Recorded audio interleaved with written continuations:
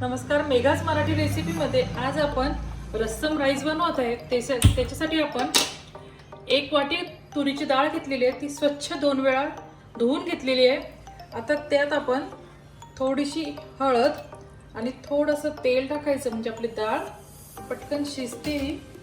आणि आपण डाळीच्या 1 बोट एवढं वरती पाणी टाकून घ्यायचं।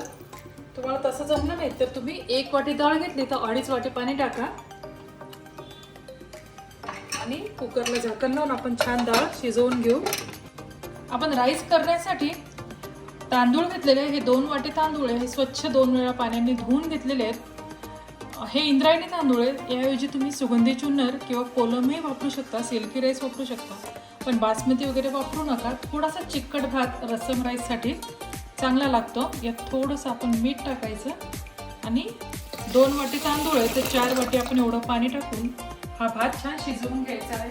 आपण कुकरच्या 2 ते 3 शिट्ट्या करून भात आणि वरण दोन्ही शिजवून घेऊ। आता आपल्या कुकरच्या 3 शिट्ट्या झालेल्या आहेत, त्याची आपण तुम्ही बघू शकता आपलं वरणही छान शिजलेलं आहे। आता हे वरण आपण छान घोटून घेऊ। आपलं वरण छान घोटून झालंय। आता आपण आपल्याला जी रस्सम करायचं आहे त्यासाठी आपण कढीपत्ता घेतलेला आहे, कांदा, लाल मिरच्या, टोमॅटो घेतलेला आहे कट करून, थोडासा मुळा घेतलेला आहे, काशीफळ आहे, शेवग्याची शेंगा आहे आणि 4-5 हिरव्या मिरच्या आहेत। सर्वप्रथम आपण कढईत तेल गरम करायला ठेवलेलं आहे। आपलं तेल गरम होईल तोपर्यंत आपण लसूण आणि मिरच्यांचं छान वाटण तयार करून घेऊ। आपलं कढईत तेल छान गरम झालेलं आहे, त्यात आता आपण मोहरी टाकायची। आपली मोहरी छान तडतडली, आता आपण त्यात सुक्या लाल मिरच्या आणि कांदा टाकून घ्यायचा। मिरचीचं वाटण जे केलं होतं ते आपण यात ॲड करून घ्यायचं।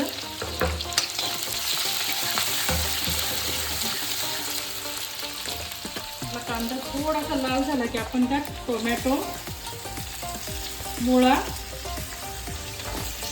काशीफळ, कढीपत्ता आणि शेवग्याच्या शेंगा ॲड करायच्या।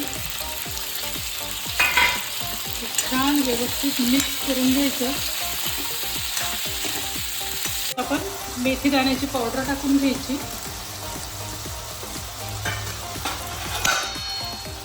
थोडीशी हळदी, धने जिरे पूड, थोडासा मसाला, थोडं लाल तिखट टाकायचं कारण की आपण हिरव्या मिरच्या टाकलेल्याच आहे।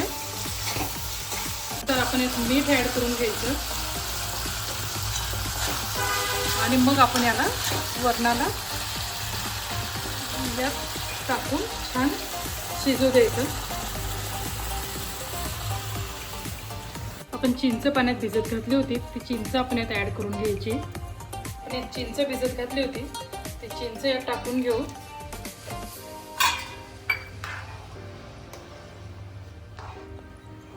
आता आपला रस्सम छान उकळलेला आहे। आपण हा जो भात करून घेतलाय हा यात टाकायचा आणि याला छान अशी उकळी येऊ द्यायची। आता आपण यात आपला भात टाकून घेतलेला आहे जो आपण कुकरमध्ये शिजवलेला होता। आता आपण याला छान दणदणीत अशी उकळी काढून घेऊ आणि नंतर आपण याला सर्व करू। छान आता आपण तूप टाकायचं आणि आपला असा हा रस्सम राईस तयार आहे। हा टेस्ट चवीलाही खूप छान आहे, तुम्ही हा नक्की ट्राय करा। आवडला तर रेसिपीला लाईक करा, शेअर करा, सबस्क्राईब करा। थँक्यू।